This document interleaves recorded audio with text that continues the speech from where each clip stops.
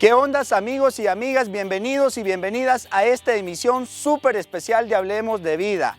Y es que hemos sido testigos, no nos contaron ni nos dijeron, sino que estuvimos ahí en la 30ª reunión del Mecanismo de Coordinación Regional, mejor conocido como MCR. Y yo no podría desarrollar solo esta temática, está conmigo mi compañera de aventuras, Vanessa Reyes. ¿Qué tal, Vanessa? Muy contenta, la verdad, Alexi, de que El Salvador haya sido la sede de esta reunión tan importante que también ayuda a fortalecer las acciones que se realizan en materia de VIH. Vanessa, allí sí que me contaron, dicen que andan diciendo un pajarito, una pajarita ¿Alguien por ahí. te contó que le contaron, que le dijeron que le contó? Dicen que dice que dijo, pero la cuestión es que ese pajarito, esa pajarita es una fuente oficial. ¿Qué te dijeron? Mira, dicen que en el 2013 precisamente el equipo de Hablemos de Vida dio cobertura a una de las reuniones del MCR.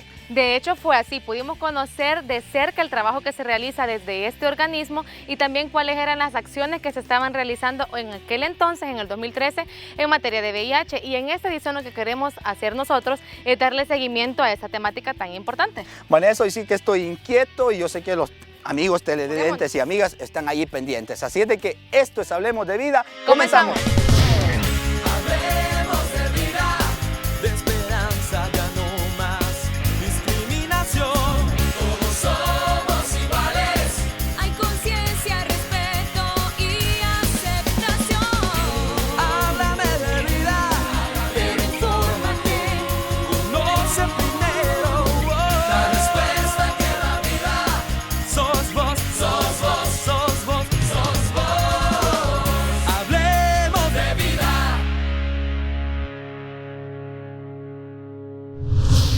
Y como ya se los adelantábamos hace un tiempo, conocimos de primera mano las estadísticas de VIH a escala regional y por eso ahora nos complace presentarles nuevamente a la doctora Lucrecia Castillo, quien es la gerente del programa de VIH para Centroamérica de USAID. Doctora, cuánto gusto que podamos conversar nuevamente. No, para mí es un gusto estar nuevamente con ustedes. Doctora, es un placer conversar con usted, no había tenido la oportunidad, pero ahora vamos a charlar un poco. Nosotros nos gustaría conocer cuál es la situación actual de VIH, tomando en cuenta que en el 2013 se hablaba de que la infección era concentrada, es decir, en poblaciones claves, hombres que tienen sexo con hombres, mujeres trans, etcétera, etcétera.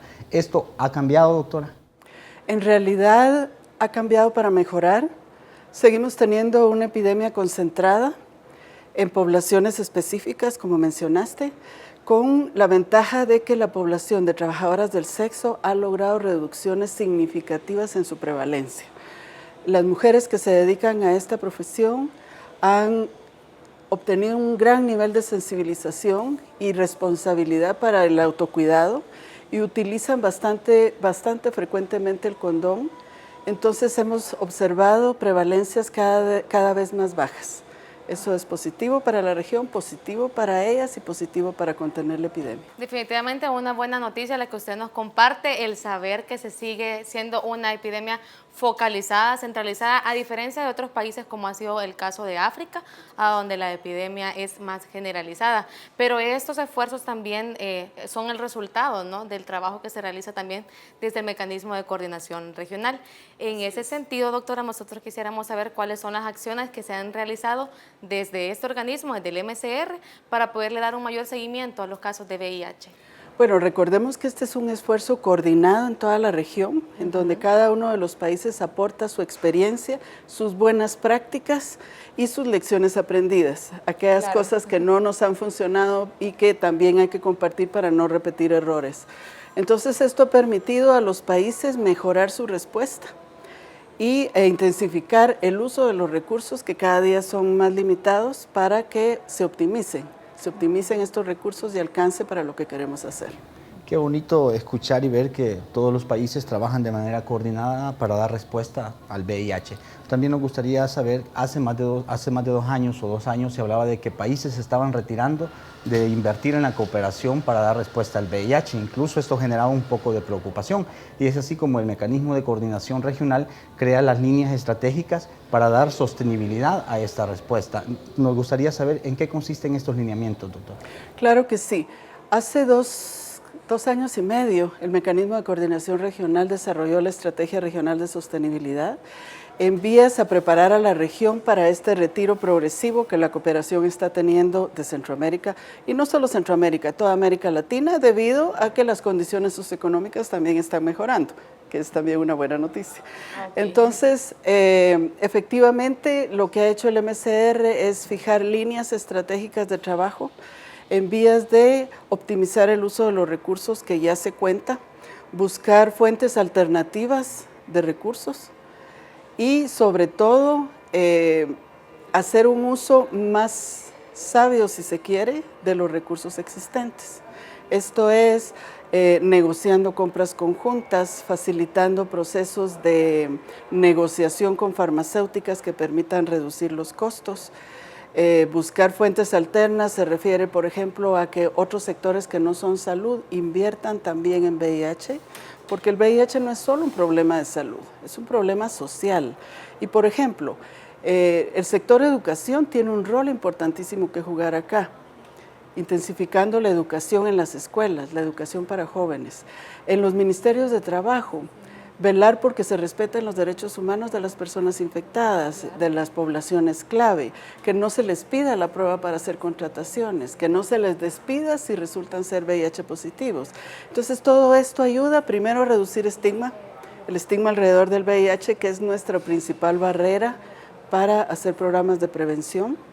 Y segundo, para que se respeten los derechos humanos de todas las personas, incluyendo las de las poblaciones clave. Usted mencionaba un punto bastante importante y es la intersectorialidad, porque no es únicamente responsabilidad de salud de cualquier gobierno, de todos los gobiernos de Centroamérica, sino también de las otras entidades como es educación y otros factores que vemos por ahí. Pero queremos saber, doctora, cuál es la valoración que hacen desde USAID de esta respuesta que se está dando al VIH de manera regional. Bueno, para nosotros ha sido, diría yo, una de las mejores prácticas observadas en Centroamérica. No vemos en otras regiones un mecanismo tan bien coordinado como el que se ve en Centroamérica. Y yo debo reconocer que El Salvador y el liderazgo que le han dado desde El Salvador al MCR ha sido vital para su establecimiento. Hay otros países que han asumido la presidencia y han seguido el ejemplo que este país implementó. Entonces, es fundamental mantener un mecanismo que nos permita precisamente compartir esas buenas prácticas, ¿verdad? Tomar decisiones colegiadas que afecten a todos los países, contar con el apoyo de la Secretaría Ejecutiva del Comisca y, por supuesto, del Consejo de Ministros de Salud del Comisca para apoyar políticamente las decisiones técnicas que el Mecanismo de Coordinación Regional como ente asesor le da al Comisca. Entonces, creo yo que ha sido un esfuerzo coordinado entre estas tres instancias, desde el ámbito técnico al ámbito político, para, por un lado, ofrecer las buenas prácticas que deben implementarse y por el otro, tener el apoyo político y financiero para implementarlo. Por supuesto, siempre hay retos, ¿verdad? Siempre hay países que aprovechan mejor las oportunidades, siempre hay países que enfrentan más retos en la implementación de estrategias. Y es ahí donde, por ejemplo, la Secretaría Ejecutiva tiene un rol importante que jugar para apoyar a estos países con mayores dificultades. Un reto importante que siempre vemos es, por ejemplo, la rotación del personal, los cambios de directores, los cambios de ministros, los cambios de personal clave, ¿verdad? Eso siempre representa un reto porque muchas veces llega gente comprometida pero con poca experiencia. Entonces siempre hay periodos de transición que toma tiempo retomar la respuesta y ponerse al día y bueno, echar a andar de nuevo los programas. Sin duda, doctora, es importante destacar cómo también los países trabajan para disminuir el estigma y la discriminación, que muchas veces esto constituyen barreras graves para que las personas con VIH, por ejemplo, puedan acceder al sistema de salud pública. Usted hablaba muy bien de retos, pero ¿qué otros retos usted nos podría mencionar, tomando en cuenta que ahora se está formulando el Plan Estratégico Regional para dar respuesta al VIH? Bueno, los retos financieros siempre son importantes. No se trata de traer más recursos a la respuesta, sino de mejorar el uso de los recursos, ¿verdad? Sobre todo enfocándolos en estrategias que ha sido probado funcionan. Siempre creemos que un programa dirigido a toda la población es necesario, pero cuando observamos que la epidemia está concentrada en ciertos grupos, si nosotros focalizamos nuestros esfuerzos en esos grupos, vamos a ser más eficientes. A que si nuestros pocos recursos se diluyen en tratar de alcanzar muchísimas poblaciones. Lo otro es también, y que hemos aprendido con el tiempo, es que no podemos estar en todo el país. Tenemos que estar en donde hay mayor carga de enfermedad. Y es aquí donde la nueva estrategia de 90-90-90, impulsada desde la OMS-OPS, está revolucionando, digamos, la manera como enfocábamos la respuesta. Hoy en día queremos focalizar nuestros esfuerzos en donde está la mayor carga de enfermedad, en donde hay más poblaciones de riesgo, y no solo enfocado al tratamiento, sino desde el diagnóstico temprano, desde un apropiado enlace con los sistemas de atención y cuidado, para que estas personas no solo se mantengan más saludables, sino que retrasen el inicio de la terapia antirretroviral y que aquellas personas que ya necesitan la terapia la inicien y sean adherentes. Esto quiere decir que logren estabilizar el nivel de virus que hay en su sangre para que no solo tengan una mejor calidad de vida, sino que no puedan transmitir la infección a otras personas. Esa estrategia la verdad es que llama mucho la atención, 90-90-90, por ahí hay unas cifras que se nos pueden quedar grabadas fácilmente en la cabecita, pero quizás no todas las comprendamos en un primer momento, y sobre eso vamos a estar ampliando en Hablemos de Vida más adelante. Doctora, nosotros quisiéramos saber un último mensaje que usted quisiera compartir para los gobiernos que sigan trabajando en la respuesta al VIH. Claro que sí. Creo yo que el compromiso de los gobiernos es patente. Han asumido compromisos serios, como es el de 90-90-90, pero creo que estamos entrando a una etapa crítica en donde no podemos bajar la guardia. Necesitamos que todos, no solo los gobiernos, pero principalmente el liderazgo de los gobiernos, esté patente en la respuesta para que en el corto plazo podamos contener no solo la epidemia en trabajadoras del sexo, sino que en los otros grupos de riesgo. Entonces aquí se trata de que en el corto plazo enfoquemos todos nuestros esfuerzos para que podamos efectivamente responder a los países de una manera apropiada. Doctora, muchas gracias por habernos acompañado. Queda más que claro, debemos continuar trabajando más bien en la prevención del VIH y decir cero al estigma y cero a la discriminación, compañera. Doctora, muchísimas gracias por estar con nosotros en Hablemos de Vida. Siempre encantada de estar con ustedes. A ustedes les invitamos a que no cambien de canal, continúen en nuestra sintonía, porque al regresar vamos a continuar conociendo un poco más sobre cómo se le da respuesta al VIH en la escala de la región centroamericana y República Dominicana. Antes de nacer, dale a tu bebé su primer regalo. Dale una prueba de tu amor. Si estás embarazada o planeas estarlo, hazte la prueba de VIH y sífilis. Es fácil, segura y gratuita. Acércate a los centros de salud de todo el país y hazte la prueba de VIH y sífilis. Ministerio de Salud, Gobierno de El Salvador. Y como en Hablemos de Vida nos gusta siempre informarte sobre el acontecer del VIH, hemos preparado una cápsula informativa para que conozcas cómo se vivió la 30ª reunión ordinaria del Mecanismo de Coordinación Regional. Veamos. Cuando los países se unen para crear estrategias de prevención de VIH, la malaria y otras enfermedades, las barreras que imposibilitan garantizar la salud de las personas se derrumban y los lazos de solidaridad se hacen más fuertes en la región centroamericana y del Caribe. Esta vez El Salvador se convirtió en la sede de la 31ª reunión ordinaria del Mecanismo de Coordinación Regional, mejor conocido como MCR, instancia que representa un espacio en el que las naciones participantes crean y coordinan planes de acción para garantizar la salud de sus habitantes. El MCR se ha venido, decirlo de alguna manera, fortaleciendo a través de los años. Por supuesto, como brazo asesor de la Secretaría de Ministros de Salud de Centroamérica y apoyado de alguna manera por los fondos que genera el Fondo Global para la lucha contra el VIH, la malaria y la tuberculosis. Es así que es un punto en donde convergemos todos los países de Centroamérica con el fin de tratar de una manera regional de solucionar los problemas que afectan estas tres patologías.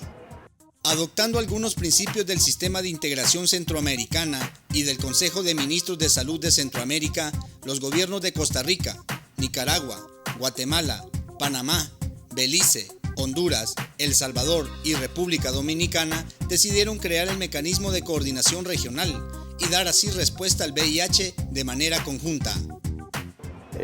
Con los nuevos objetivos de 90-90-90, con las nuevas aperturas de fondos del Fondo Global, los países tienen que dar un salto cuántico a las nuevas estrategias para erradicar el VIH y la malaria. Se espera que luego de esta reunión el MSR salga fortalecido totalmente, que sus objetivos y sus directrices sean acordes a las realidades de la región, por supuesto basados en los diagnósticos y las situaciones muy puntuales de cada país, pero que como un solo bloque, un bloque regional, sirva y facilite a través del SECOMISCA lo que es la realización de una mejor compra de insumos, de medicamentos para VIH, de pruebas también para el diagnóstico y seguimiento de pacientes con VIH y por supuesto mitigar y eliminar la malaria de la región de Centroamérica. El MSR cuenta con la participación activa de la Red Centroamericana de Personas con VIH, la Organización Panamericana de la Salud, ONU-SIDA, las organizaciones basadas en la fe y el sector empresarial, lo cual lo instalan como un órgano multisectorial en el tema. Cuando se hace un balance son positivas, en el sentido de que hay muchas experiencias en la región que aún no se han aplicado en todos los países. Tenemos lo que llamamos una cooperación horizontal. Agarramos las mejores prácticas que hacemos cada uno de los países y la compartimos. El punto de encuentro y de socialización de estas experiencias es justamente el MSR. De igual manera, las estrategias que son dictadas a través de la región, primero se formalizan en el MSR, son presentadas a los ministros de salud y estos subsecuentemente la bajan a sus puntos focales y de ejecución, que son los programas de VIH, de tuberculosis cuando sea el caso y de malaria.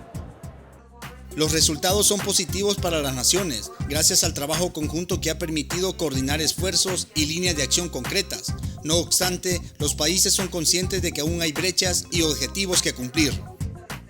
Tenemos el reto del 90-90-90 y al igual tenemos el reto de cero discriminación a las personas que viven con VIH y a las poblaciones en más alto riesgo. Hacer que estas personas tengan acceso a la prueba de VIH y que tengan diagnóstico al tratamiento oportuno. El trabajo que el MSR realiza no se centra únicamente en la prevención del VIH, sino también en la disposición de las naciones participantes de mantener sana su población de enfermedades como la tuberculosis y la malaria, problemas compartidos en la región centroamericana y de la isla La Española. Qué bueno que continúas en la señal de Hablemos de Vida y te seguís informando sobre la respuesta regional al VIH. Nosotros vamos a seguir hablando sobre este tema, pero ahora con la doctora Elizabeth Rodríguez. Ustedes ya la conocen, ya es una carita reconocida en Hablemos de Vida y ella es consultora internacional de infecciones de transmisión sexual de la OPS, que es la Organización Panamericana de la Salud. Doctora, después de toda esta introducción, bienvenida a su casa de Hablemos de Vida. Gracias por la invitación y ya saben ustedes que aquí estoy para servirles. Muchas gracias. Y se abre el telón y está con nosotros, doctora. Como siempre, es un gustazo tenerla con nosotros. ¿Qué evaluación puede hacer la OPS sobre el trabajo conjunto que se realiza en la respuesta nacional al VIH, tomando en cuenta que es parte del mecanismo de coordinación regional, doctora? Fíjate que el mecanismo de coordinación regional es un foro donde están integrados los jefes de programas nacionales de Belice a Panamá, incluyendo de República Dominicana, y en el caso de malaria también participa Haití. Es un foro que ayuda a visualizar cómo trabajar de una forma estratégica en las enfermedades, principalmente el tema de VIH y malaria en esta ocasión, ¿no? Este foro técnico se armoniza con la Secretaría de Comisca de los Ministros de Salud para poder establecer una cooperación técnica política en toda la región centroamericana. Y ahí me imagino que van también inmersas, obviamente, todas las estrategias que se puedan armonizar entre los países. Y nosotros queremos ahondar en una específicamente que ya la introducía la doctora Lucrecia Castillo de USAID, que es la denominada 90-90-90, que a mí me sonó, aunque puede que aquí entrar patrones culturales del 90-60-90 por la figura, ¿verdad?, del cuerpo de la mujer, pero queremos aclarar 90-90-90 a qué hace referencia esa estrategia y en qué consiste, doctora. Así como consiste el tema de la perfección en la mujer, el 90-90-90 también es una perfección en atención integral. Es una forma de vigilancia mucho más activa, práctica, que ayuda a los programas a visualizar dónde están esas brechas importantes. Por ejemplo, el 90% primario significa que podamos lograr alcanzar al 90% de personas que tengan el virus a nivel nacional, ¿verdad? Que estén diagnosticadas, pero que además conozcan su estatus serológico. O sea, que no solamente le tomamos la prueba, sino que regrese a su resultado y le digamos, usted es positivo al virus del VIH. Ese es el primer 90. El segundo 90 significa que de todas estas personas que diagnostiquemos, todos aquellos que son elegibles, porque hay criterios que deben de tomarse en cuenta para que entre a la terapia antirretroviral, que este 90% de elegibles tengan terapia antirretroviral. Porque sabemos que la terapia por hoy está salvando vidas, manteniendo una calidad de vida por un largo periodo de tiempo. Y el tercero significa que de estos que están en terapia, el 90% de estos tengan una carga viral, o sea, que el virus circulante esté abajo de 1000 copias. ¿Por qué 1000 copias? Se cree que con esta cantidad de virus, de 1000 copias, la persona puede tener una mejor calidad de vida y se puede mantener en un estatus prácticamente, digamos, sano, ¿no? Solo con el virus adentro, ¿no? Según lo que dice y según lo que explica, puedo entender y logro asimilar que ese 90, 90, 90, o sea, sí es perfecto, pero nos gustaría saber en ese orden, para lograr que el 90% de las personas diagnosticadas con VIH reciban su tratamiento, ¿qué acciones se deben implementar, doctora? Fíjate que uno de los objetivos prioritarios de los programas en los países es que deben de tratar la manera de que toda persona diagnosticada, primero que llegue a hacerse la prueba. Claro. Segundo, que después de que se haga la prueba y es diagnosticado como positivo, se adhiera rápidamente a una clínica de atención integral y se quede permanentemente en control ahí.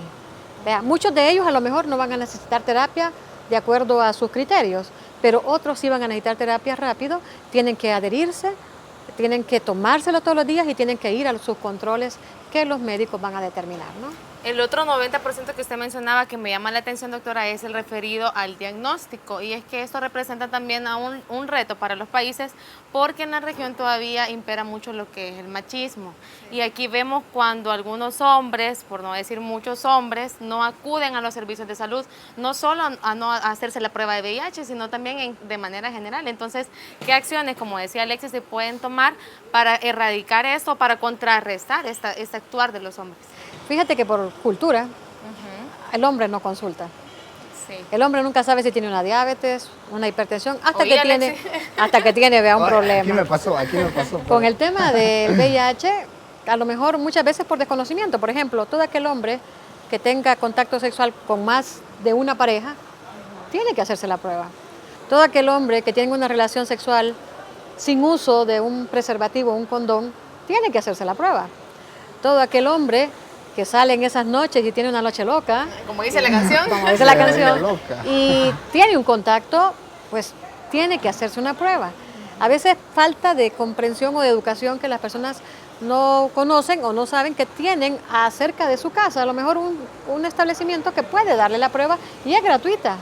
Es gratuita. En cambio, la mujer sí tiene más la costumbre de llegar a los servicios con su hijo, con su pariente, y tiene esta oportunidad de estar en contacto con los servicios de salud. Si es embarazada, por ejemplo, vea, es obligación de los ministerios hacerle una prueba. Chicos allá en casita ya escucharon, mire, hagan caso, acérquense a la unidad de salud pública y realícense la prueba de VIH, es gratuita y confidencial. Doctora, también queremos saber si esta estrategia 90-90-90 va entrelazada con cero estigma, cero discriminación, cero nuevos casos de VIH y lograr que haya cero muertes relacionadas al VIH avanzado. ¿Hay una entrerelación, doctora? Muy bien, fíjate que todas las agencias de Naciones Unidas, principalmente ONUCIDA, OMS, OPS, UNICEF, se unen para poder formar estrategias comunes, para ir todos por el mismo camino y no duplicar esfuerzos. Y en ese sentido, las agencias han realizado una consulta grandísima para poder llevar este contenido de nuevas estrategias para desde aquí y después del 2015, que viene la agenda post-2015, en este tipo de intervención. Una de las que se quedó clarísima es llegar a los ceros, ¿verdad? Y principalmente poder lograr cero nuevas infecciones en VIH pediátrico. O sea, no queremos más niños que nazcan con el virus del VIH. El otro cero, lógicamente tú lo hablaste, de sobre cero estigma, cero discriminación, que es uno de los temas de los flagelos más grandes que hay, ¿no? Entonces los 3 ceros es una estrategia que continúa. Con esta otra estrategia son el famoso 90-90 como un sistema de vigilancia práctico hacia los jefes de programa que ayuden a buscar las brechas y a intervenir fácilmente en esas brechas, porque ahí está la clave, ¿no? Y principalmente intervenir en aquellas poblaciones con mayor riesgo o que están expuestas a mayor vulnerabilidad. La otra estrategia que se quedó es hablar sobre los famosos fast tracks, hacerlo muy rápido, hacerlo en una forma oportuna y tratar la manera de hacer varias cosas. Uno, intervenir en una forma interprogramática, o sea, que todos los programas también puedan visualizar en una forma más integral todo este tipo de proceso.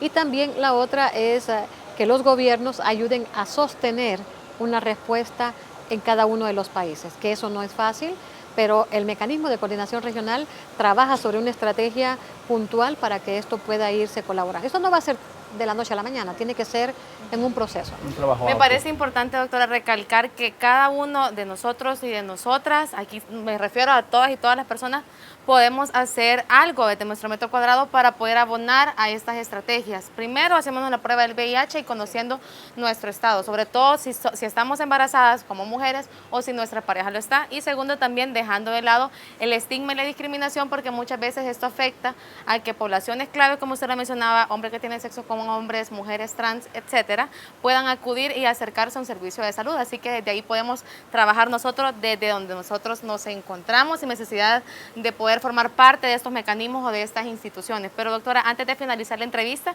nos gustaría que usted nos enviara un mensaje a los gobiernos por lo importante que es trabajar en la respuesta al VIH. Creo que el mensaje más grande es, creo que los foros políticos y técnicos de la región centroamericana son muy buenos. Hay que tratar la manera de acompañarles en este tipo de proceso. Es una lucha continua que se está viviendo. El otro es promover con los gobiernos la responsabilidad y la corresponsabilidad, porque el tema del VIH no es solamente de salud, Claro. es un tema más integral de todo el sector.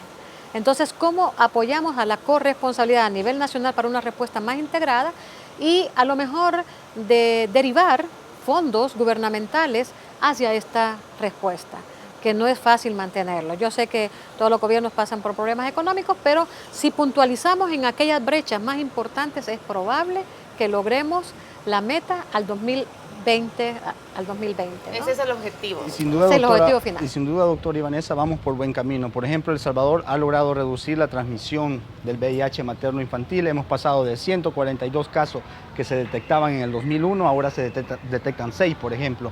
Incluso la transmisión del VIH vía relaciones sexocoitales se han reducido. Antes se registraban 7 casos, ahora se registran 3.7 casos. Vamos por buen camino y eso es lo que a todos queremos llegar. Hay que mantener ese logro.